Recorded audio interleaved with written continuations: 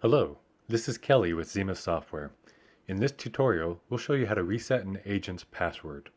If an agent has manually changed their password to log into the contact center agent client and has forgotten that password, the following steps is what you'll need to do.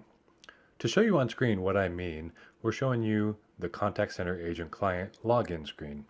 In this case, an agent by default would just select their name and type in their password. Again, by default is their extension like above. If they've changed that, they can no longer get signed in, especially if they forgot that password. Hence why you would need to reset it. To reset a password, you do need to be an admin of the software. In this case, we're on the admin UI, as you can see here on the screen.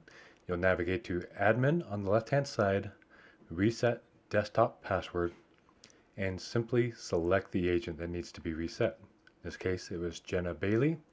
Reset, and it is done. Now her default password will work.